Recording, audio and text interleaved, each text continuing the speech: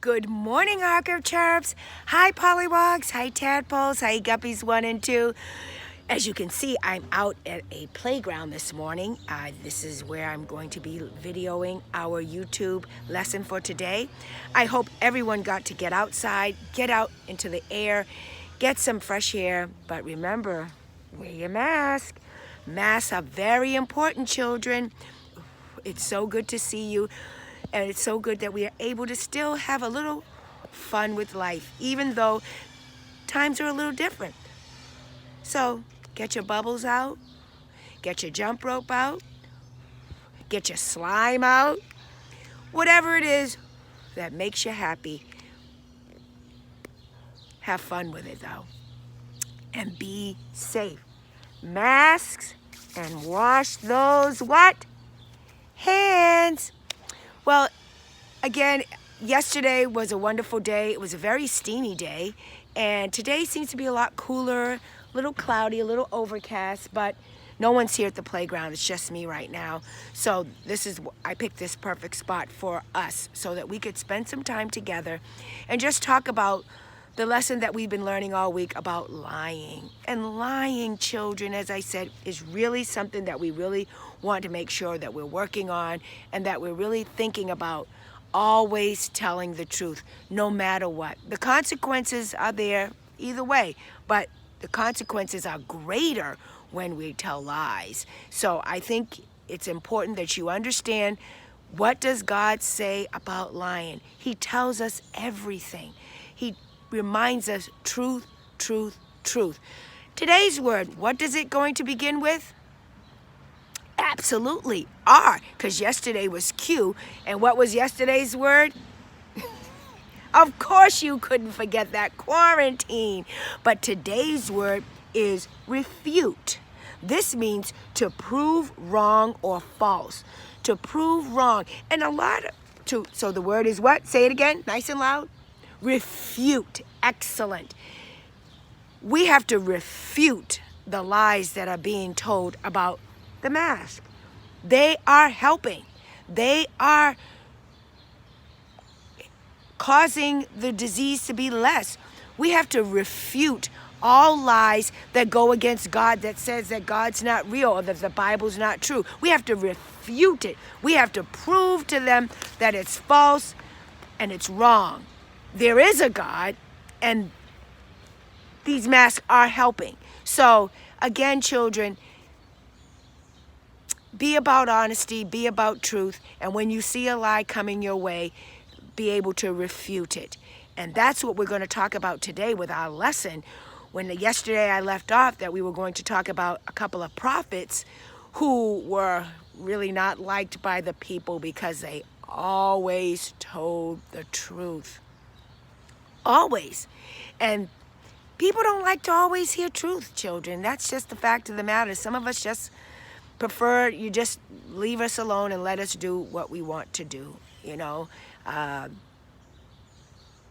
always say this, that I would rather have a friend that tells me the truth than one who pretends to be my friend and lets me live out a lie.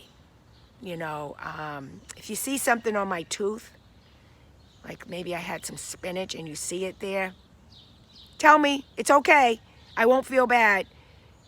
I'd rather you tell me that than to let me walk around all day with a piece of spinach on my tooth. Same way goes with, you know, stuff in your eyes or something hanging out of your nose. It's best to tell somebody. That's a friend. And even when you're doing something that you shouldn't do, for instance, if your friend, you're getting ready to do something wrong. I remember this as a teenager. I was getting ready to do something wrong and my friend was saying, don't do it, don't do it. But I didn't listen and I went ahead and did it and I got in so much trouble. One day when you're older, I'll tell you that story. And if you can remember, you can call me and ask me. And I'll tell you what it was. But that's what I'm saying. Real friends will, even if you get mad at them, they're always going to tell you the truth. So let's be mindful of that. And I like that now with friends that I have as adults that'll tell me the truth about different things that I may say or things that I may do that they don't think is right, or give me some advice on it. And so honesty is the best. So let's refute all lies. Let's refute things that people are trying to tell and say about God that are not true, okay? Good. So the prophet Micaiah, oh my goodness, what an amazing prophet. He had to face this prophet, and it was like 400 other prophets. 400 other prophets were telling the king what he wanted to hear.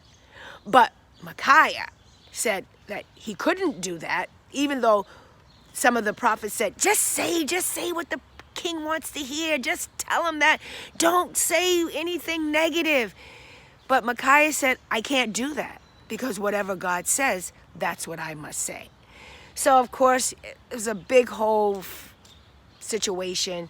And you can read that story in 1 Kings chapter 22, verses 6 through 25. Quite a few verses, a great story. But he refused to go along with the 400 lying prophets, and he had to tell the truth, okay?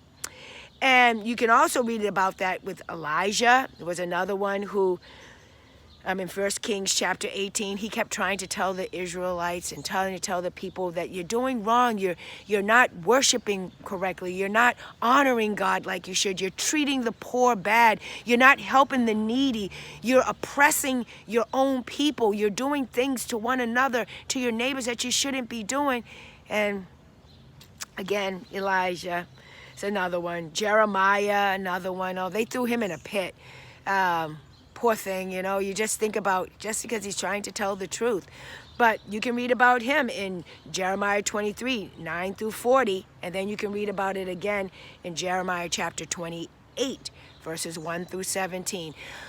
So these prophets were trying to do God's will, and they were determined that no matter how many people were against them, no matter how many people were saying the opposite of the truth, and no matter how many people were lying and refusing to tell the truth, these are a few of the prophets that just said, I'm not going to do it. We're going to always tell the truth.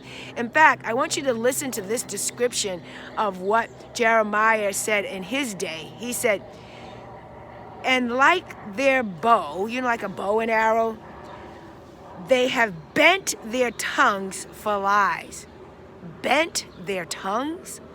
That means you're purposely forming your lips, making your tongue flap a lie. You're willingly doing that. He says they have bent their tongues for lies. They are not valiant for the truth. That means they're not for the truth. They're not strong. They're not courageous for the truth on the earth. And there are a lot of people who prefer lying. Everyone will deceive his neighbor and will not speak the truth. They have taught their tongue. Remember what I said? They have taught their tongue to lie. Oh my goodness, they've taught their tongue to lie? That means they've been practicing lies. And so when you're practicing lies, children, remember what I said, that you'll grow up to continue to tell lies. So Jeremiah 9, verse 3 through 4 talks about they have taught their tongue to lie. Let's think about it. Taught their tongue to speak lies. Don't practice lying, because you're teaching your tongue to speak lies, children. Even in our day, we have some TV preachers that claim to work miracles, but the Bible calls their actions false miracles, okay? They're saying that they're not true.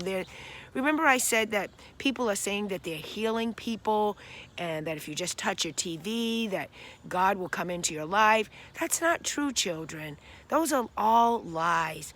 And if you could really heal people, get down to Children's Hospital, go to Mass General, get over to Brigham and Women, get over to some of these places, get over to Boston Medical, and hey, start healing. Get over to some of the graveyards and the cemeteries, raise people from the dead. But you see, children, they're all lies.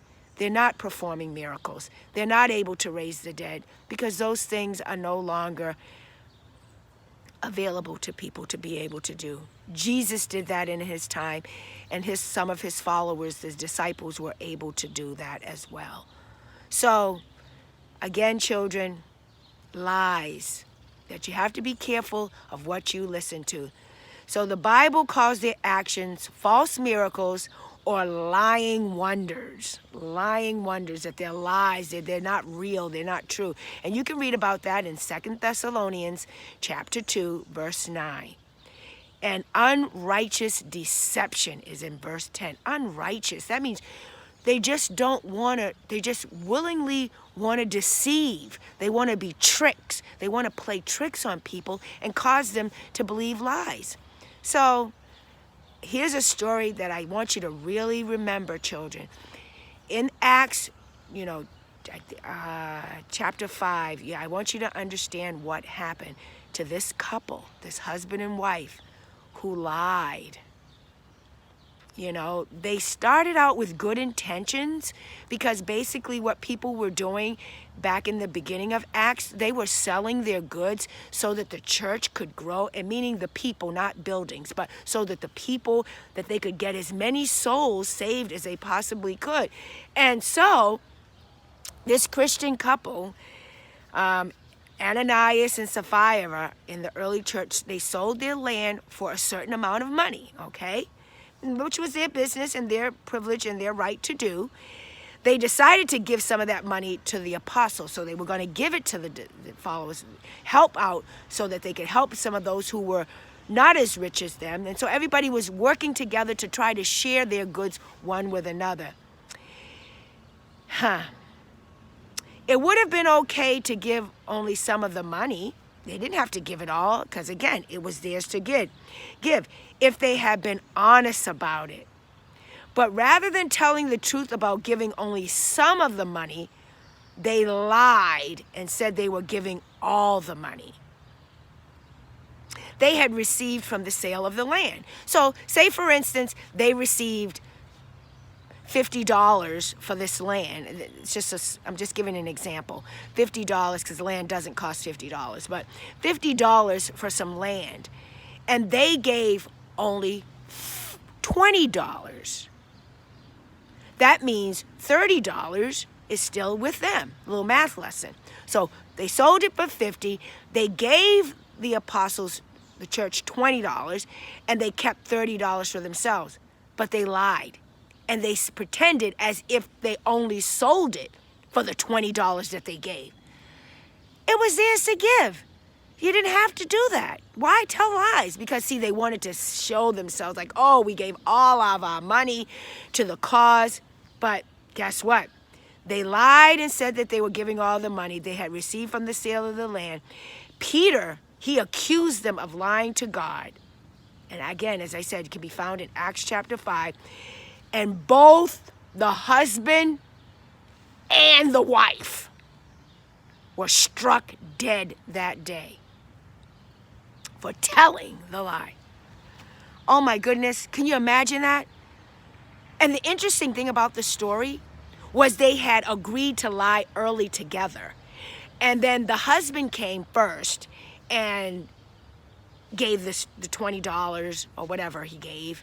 And they said, oh, is this what you sold? He says, oh, this is all that we sold it for. And Peter says to him, why have you lied to the Spirit of God? It was yours to begin with. All you had to do was tell the truth. And because you lied to God's Spirit, struck down dead. And the men came in, picked him up, took him out. A few minutes later, the wife comes in, and Peter says, hey, did you all sell the property for this amount of land? Oh, yes, we did. Again, they had already planned to tell the lie together. And Peter said, why have you lied again to the Spirit of God? The men that just took your husband out dead will be coming to get you as well. And she too dropped dead. The whole church, everybody was like in awe. But it goes to show you, don't play with God, children. Don't play with God, okay? So, God takes lying very seriously. Remember what I said yesterday. So